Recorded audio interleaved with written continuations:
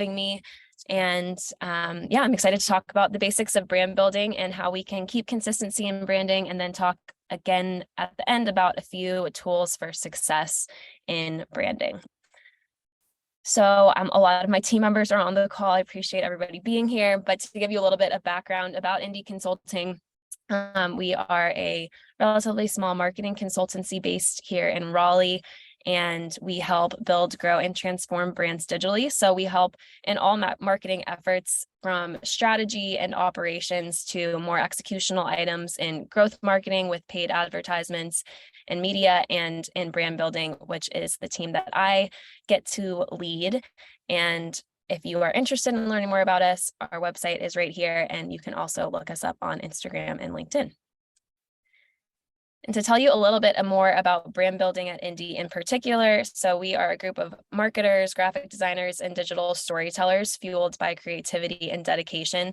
So our goal is to build brands that can really tell a story and are backed by a strategy that allows for consistency through branding with an intricate eye to detail. We really like to create a personality for brands through different creative aspects, through copywriting, visuals, colors, and really create a consistent front across all platforms. We help with brand look and feel. With that, we kind of bring clients on board and put on a communications workshop that helps get to the core of their brand's identity. So we ask them a series of questions that helps us get to know the brand better, and that kind of acts as the starting point of our partnership. From there, we are able to build a really strong foundation and start with a communication strategy, developing different pillars and tone of voice, vocabulary specific to the brand, and then move into the look and feel with colors, typography, style, and all of that good stuff. Once that's complete, we move into website strategy. So we help design and develop websites to really fit the branding. Once that's complete, we'll move into a content strategy development work stream. We have a little example of a content calendar down here, but we really focus on a platform-specific approach on all of your digital channels. How are you showing up? What are you talking about in which place? And how are we representing the brand accurately? Once that step is in place, we move into social media management. And with that, we have a big focus on community management, making sure that we're consistently growing our following, but also reacting to people's comments, liking things, sharing things, responding to DMs, keeping that 24/7 always on approach to social. So today we'll be going over a couple different things, doing a little bit of an overview of branding, moving on to a branding checklist that will be really useful, showcasing some real life examples, talking about tools for success, and then round it out with a few key takeaways. So with all of our clients, we like to start by figuring out the why for their brand.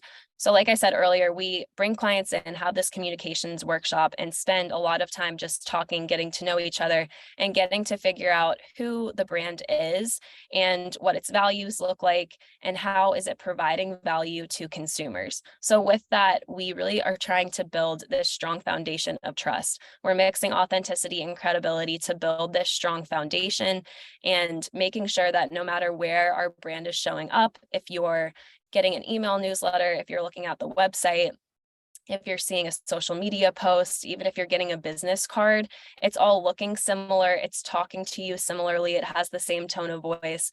And it's just creating this really trustworthy experience for a consumer so that they know you're staying true to who you are.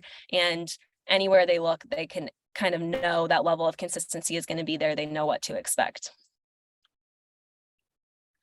There's a few key blocks of a brand's foundation. If you kind of look at this like a funnel, we'll start big, figuring out our big goals and brand personality, defining what we want to do and who the brand actually is. So figuring out the mission, the vision, those key foundational elements, the tagline.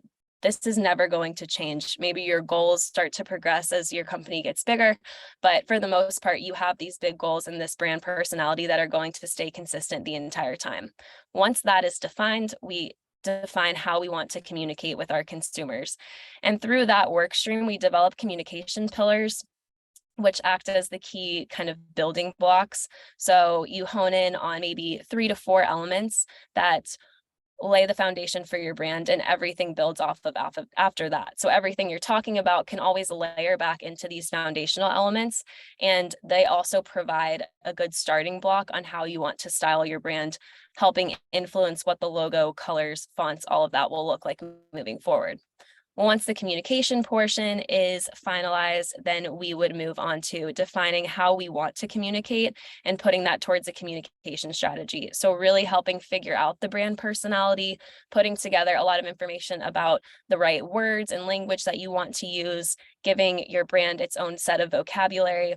Again, this is something that can always be referenced and used as a level of consistency in all of your branding across all of your platforms. So when we do digitally led brand development, we're asking a bunch of questions. It's a big period of time where we're doing a lot of learning. We're asking the hard-hitting questions to develop this brand personality that has a digital first tone of voice, look and feel, communication style, and more. So we're figuring out how we can bring this all to life in a consistent manner with an effective strategy, keeping the digital consumer in mind first. Moving on to our branding checklist, we have a few items here. First, creating brand guidelines and ensuring that they're readily available so anyone looking for them knows where to find them and knows how to use them. Next, organizing brand assets so that they can be accessed by the right users. Then establishing a review and approval process, keeping track of asset updates, and creating pre-approved templates. And lastly, monitoring asset usage and checking in regularly. So starting with brand guidelines, these are so important. If I could leave you with anything, even though there will be 3 key takeaways at the end, I want to tell you that brand guidelines are probably the best thing that you can have for your business. Having everything in one place is so hugely helpful. Things to include here would be a brand foundation. This would include your mission, your vision, tagline, having a logo system, all of your different fonts that you're using, colors. If you're styling your photos a certain way, having this included in the brand guidelines, any type applications, stationery, or swag. So this is an example here that we've put together a couple pages of brand guidelines for a client that we've worked with. So it starts out kind of with that big picture, having the brand vision, and then moving on to logos. So we like to include logo don'ts. I think that these are really helpful. You know, if you have someone in your finance department who decides he wants to go make a presentation and he's trying to brand it and he grabs the logo from the folder and he's like, oh, putting a shadow on here would be awesome. That's a big no. He can refer to the brand guidelines now and see that that's just not how we want to represent ourselves.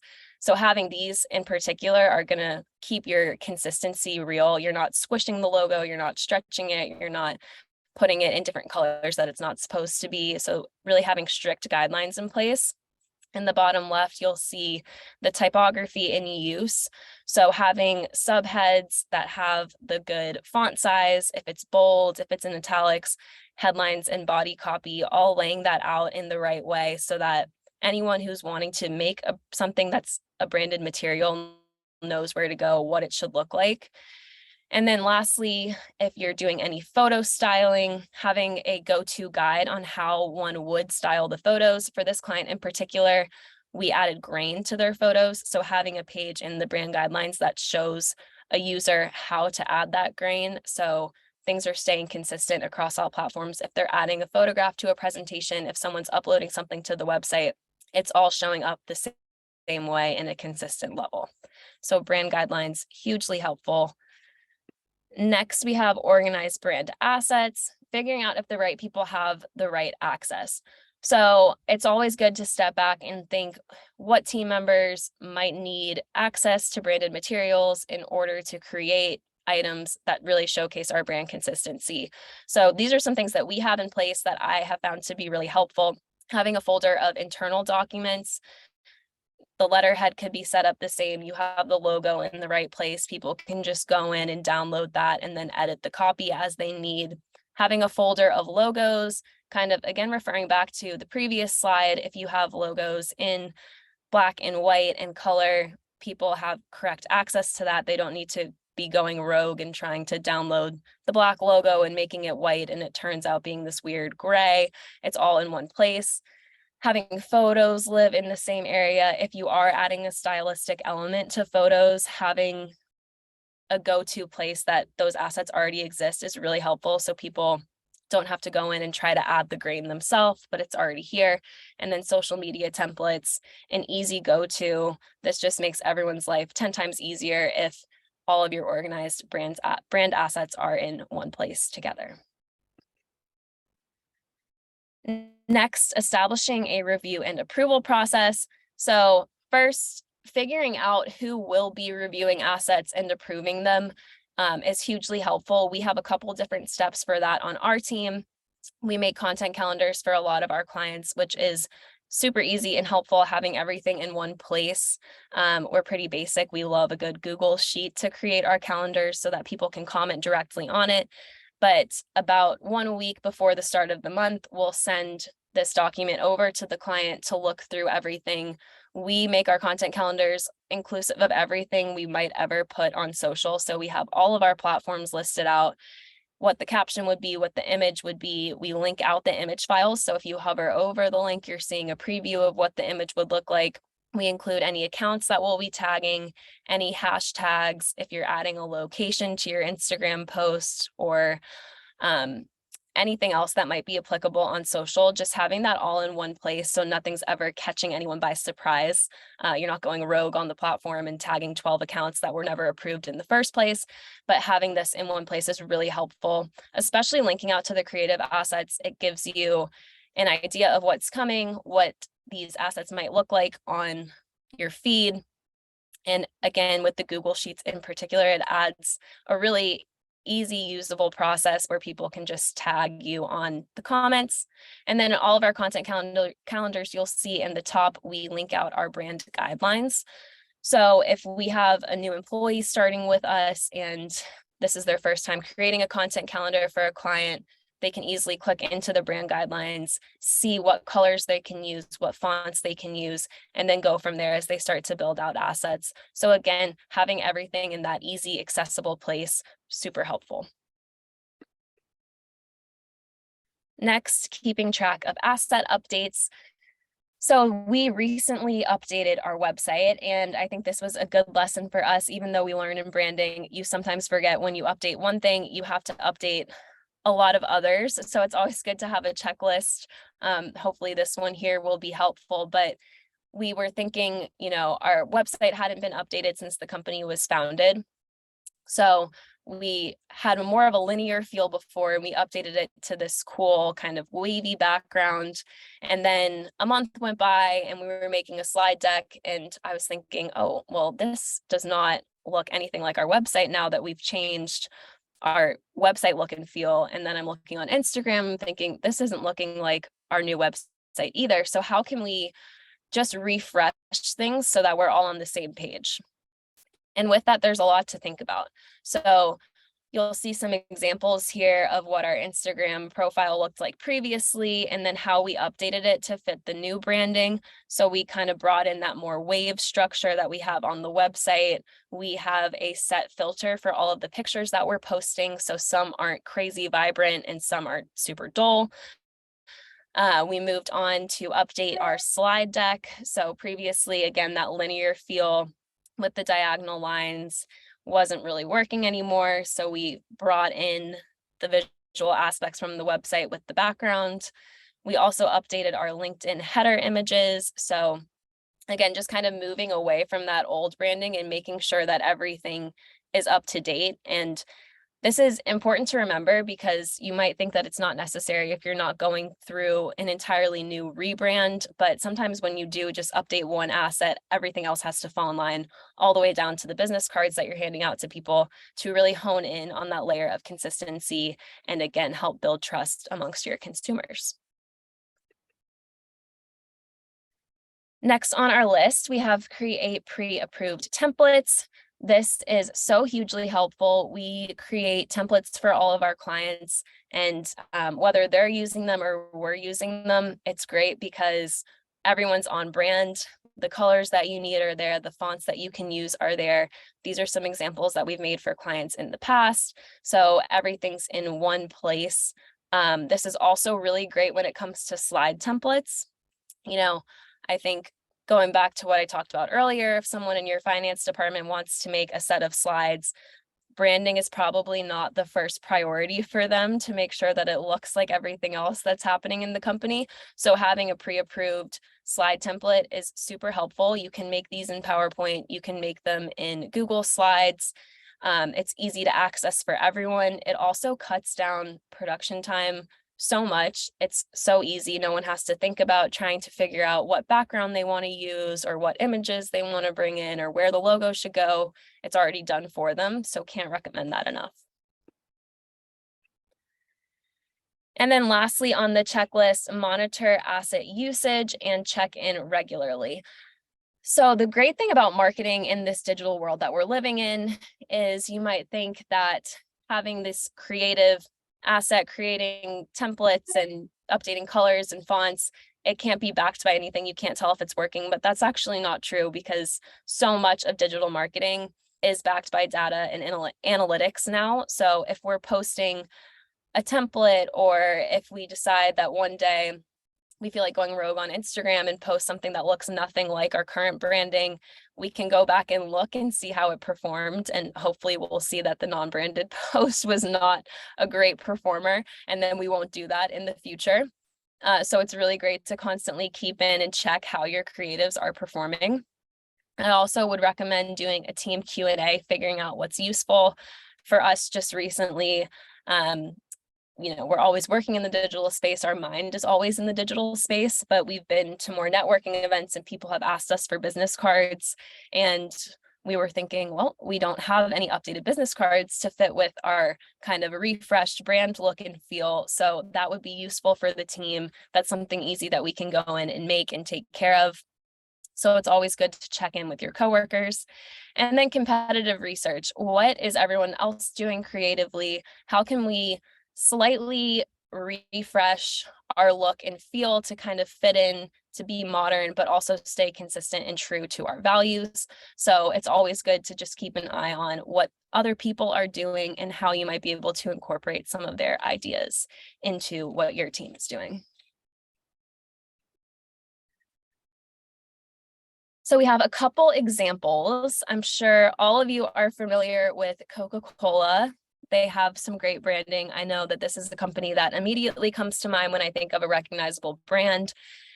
They're doing a great job. Everything's consistent across all of their platforms, but it wasn't always like that. They had to learn. Back in 1985, Coke announced that they had changed their original formula and launched new Coke to keep up with their competition with Pepsi. They thought that maybe changing their formula would give them the upper hand. However, as you can imagine, that totally backfired. They got 40,000 letters of complaints and they were panicking, didn't know what to do. So then to fix this issue, they backtracked on new Coke and launched Coke Classic, which was way better received in the market. Everybody loved it. Everyone was so glad that they went back, got rid of new Coke. So it just shows that even for the biggest of companies, the biggest of brands, what we now think is one of the most recognizable brands on the planet, everyone has marketing blunders occasionally, thinks that maybe consistency isn't important, but this just goes to show that it really is, and people like to have a reliable brand. And then this is a quote that I just really feel like resonates with everything we're talking about today. Javier Sanchez Lamelas, he wrote Marketing, the Heart and Brain of Branding. And he also worked on the Coke brand for 10 years. And he wrote, as in any relationship, your brand can have a complex and rich personality.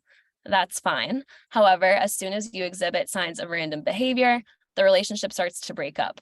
Consistency does not mean being boring or repetitive. Consistency means being true to the values you've chosen for the brand. So I think that that's awesome and can be applied across everything that we're talking about. When Indeed did our kind of small refresh, we didn't change the values of the brand. We just kind of made it look a little bit cooler. So everything that we're doing behind the scenes, we're still doing the same. There's still that foundational element that's not changing, but that doesn't mean that you have to be boring and never do anything to spice things up a little bit. I mean, Coke in particular, it's not like they've never introduced anything else to the market. They have vanilla Coke and cherry Coke and all of the crazy flavors that they have now, but that base formula is still reliable. It's still the same. Another great example is Apple. Something important to remember with branding is that although we get very caught up in brand guidelines and the colors and fonts and look and feel, branding also translates into the experience that you're having, the people that you're talking to, customer service, store experience, advertisements, everything. So with Apple, we have their logo, which just exudes kind of the essence of the brand, that's having cutting edge technology that's easy to use. So they're constantly focusing on innovating, but they're also believing in the simple, not the complex. And that is so relevant with their store experience. I'm sure if any of you have an Apple product, you've probably been to the Genius Bar before. I know nothing about phone technology. So whenever I go to the Genius Bar, they always are very easy to talk to. They understand the problem. They provide great customer service, fix your device, even if it might cost you your left arm to get it fixed, but always worth it. And they make it a pretty smooth process. And then the store experience, I mean, as you can see from this picture, it's so clean. It's very simple. They're not overly complex. I mean, you can even see with the phone cases that they have mounted on the wall, they're all solid colors. They're not overdoing it. I'm sure you've all seen some Apple advertisements. They're easy to follow. It's never complicated. They're not trying to mess with your head. It just is what it is. And it's always cutting edge, but it's easy to use. And I think that that is just a great example of going beyond just fonts and colors when it comes to branding. Our next example is Happy Happy Houseplant. So this is an awesome example of digital being brought to life. I'm not sure if any of you are houseplant lovers. I love houseplants, and I had come across Happy Happy Houseplant on Instagram a while ago and immediately started following. And at the time, she was just a plant influencer. And now this brand has grown tremendously, and she's expanded to do so much more. So you can see in the Instagram screenshot that that kind of resonates over to her website. The fonts are the same, the colors are the same, the photos are all edited similarly. They're very vibrant and lively. She also sells plant food, and this plant food, one, if you have houseplants, could not recommend enough, but the actual purchasing path and the consumer journey when you're buying it is really great. So you order it online. It comes in the mail. It has really cute packaging. It has the good fonts, colors, logo, all of that good stuff. But then they also give you 2 postcards in the mail, one of which is kind of an infographic postcard that shows you how to use the plant food and take care of your plants. And the other is just a really cute like drawing that kind of brings you back to your branding. Here at our office, we like to collect postcards to hang on the wall. So those have been a great addition. But it's just awesome to see how the brand can expand from just being what we would think of as maybe your average houseplant Instagram influencer to now I'm hanging up postcards from this brand in the office, and they just started selling merchandise. And I'm thinking that I might need this plant person sweatshirt. So it just goes to show you that everything that you're doing with the brand can be brought to life in an actual tangible product, and just great consistency across all fronts. So now I'll show you a couple of examples that we have done here at Indie when it comes to branding. So Release Recovery provides individualized treatments for substance abuse disorder and mental health. And they came to us last summer looking for a brand refresh. They just wanted to showcase that they had a desire to redefine the way the world views recovery. So we initially got them in a room, had our communications workshop, did a deep Q&A with them to figure out what the pain points of their current branding was and how we could expand upon that to provide them a refresh that was more in line with their values and with their brand identity. So when you looked at their old branding, it was not at all communicating what they wanted it to. They're very New York based and like that like posh New York lifestyle, but they also have this thought that they want to redefine the way the world views recovery, and that it's an imperfect process for everyone and everyone's path is different, but yet having this active and cool feel to it. So we updated the logo to be more modern and sleek. We kept true to their brand values. These birds were very important to them in the logo. They wanted to keep that involved somehow. So we shifted them to do an upward slant so that you could tell you're moving forward, which is kind of a keep going as their tagline. So it's kind of an ode to propelling forward in the recovery process. We set their brand communication pillars as serve, build, and reinvent, and those acted as the foundation for everything moving forward. We made sure that their rebrand was focused on digital, but expanded across print materials as well. We updated business cards and brochures and did those really all-encompassing brand guidelines. So hopefully whoever comes in contact with the business can have those and know exactly what to do to create a branded presence. This goes from their website all the way onto social. We made a lot of social media templates for them, and now everything is consistent across all of their branding, which is great to see. So you'll see on this page, they have a nonprofit portion of their business that is the Release Foundation.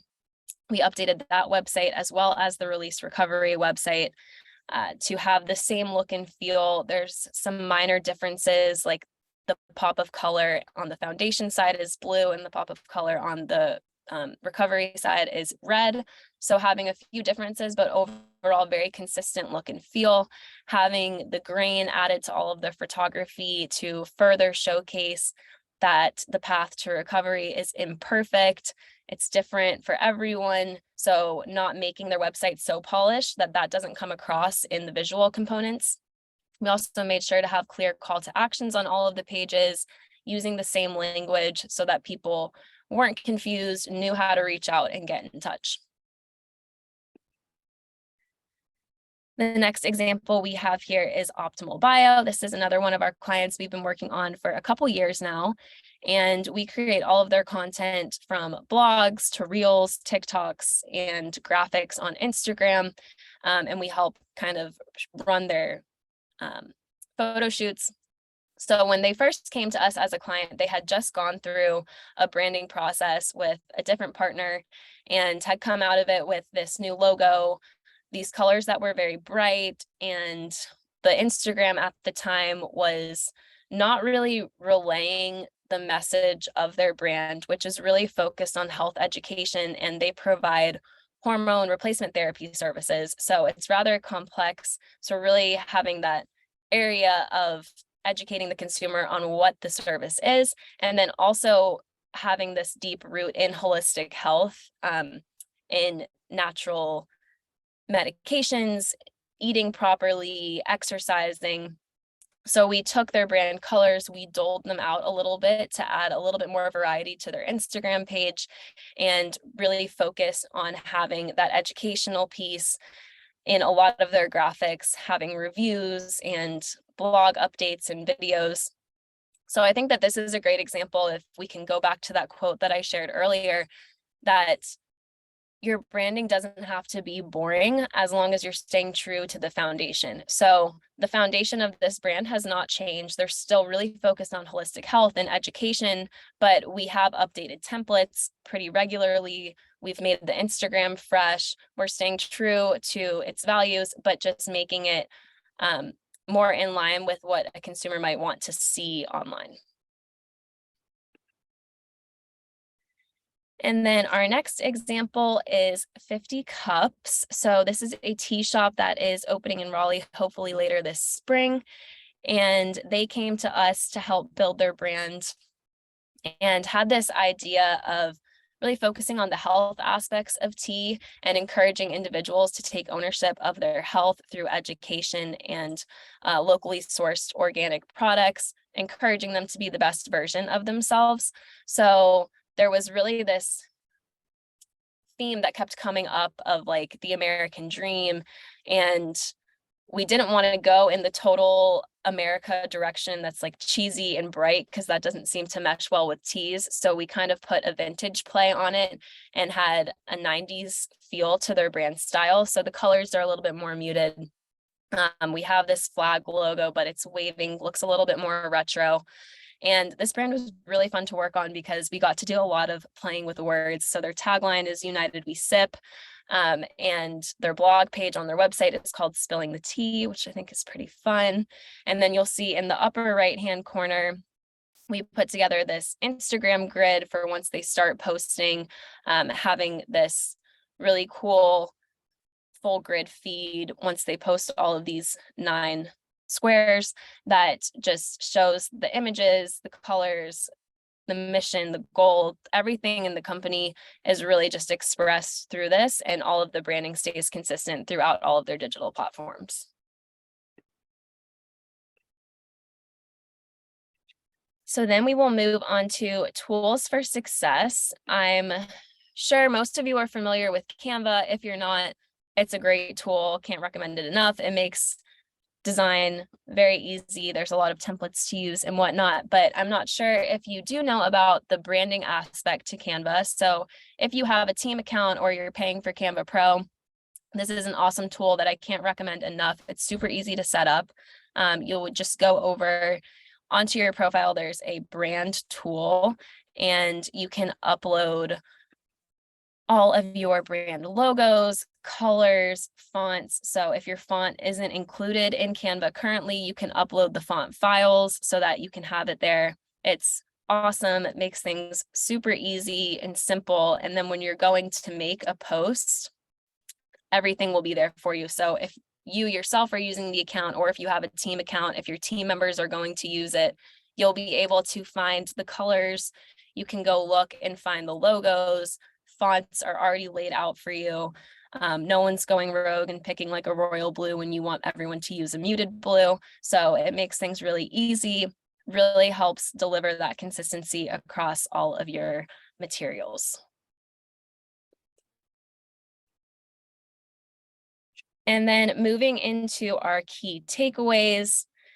So if anything, I think the biggest thing that I can leave you with is that strong foundations lead to increased consistency. So this has been a common theme throughout this presentation, but if you can hone in on what makes your company, really defining its values, its mission, its purpose, then everything from there should layer back to this foundation, in which you will have this level of consistency and trust amongst your consumer that is just invaluable.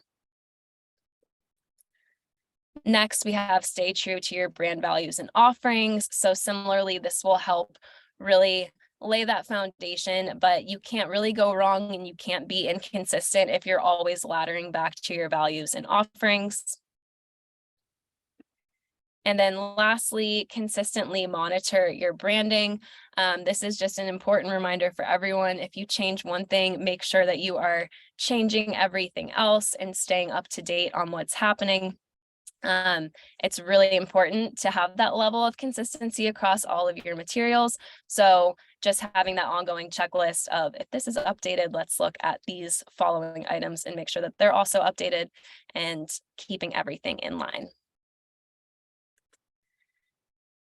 So again, my name is Kat. I have loved talking with you all, and I'll open the floor for any questions. If you're interested in visiting our website, I left a little QR code there, so feel free to take a peek. But yes, happy to answer any questions. Parker. Yeah, quick question for you. So I love the elements around being true to kind of the values of the brand. And then how much does the target audience play? So if I'm creating a brand that's more focused towards Gen Z versus millennials, how do I build that in, or does that change, the brand standards at all? Yeah, that's a great question. So when we first kick off things with clients and do the communications workshop that I was talking about earlier, a lot of those questions have to do with your target audience and the value that you want to provide to your consumer. So if the stakeholders in the room know that Gen Z is the target audience, that will affect how they're answering those questions, and then can kind of help build the foundational elements that would be targeting those specific people. Cool. Thank you. Yes. Anybody else? Any tips and tricks for people who may just have a team of one or two? I know the Canva branding tool is great, you know, and all of those sorts of things, but it's so much, I feel like it's kind of overwhelming at times. So what would you say are like the first things to get a handle on? Yes, for sure. So I would set up brand guidelines, and I know to do it as one person seems a little bit overwhelming to keep up with everything, but it's a blessing in disguise because you know that you're the only one who could mess up the consistency across all of your platforms. So as long as you're in check, then everything else should be. But I know it is a heavy lift. So I would definitely rely on brand guidelines, and then just create a list that you can kind of look back at maybe once a month and see, you know, what needs to be updated. How are we performing online? Take a look back at the analytics and see what your creative is looking like, and if you can make any adjustments. And then staying on top of what your competition is doing is also helpful. Seeing where they're performing really well, and if you can kind of take some of those ideas and help bolster your own brand, I think is always a good path. Thank you. Yeah. Does anyone else have any questions?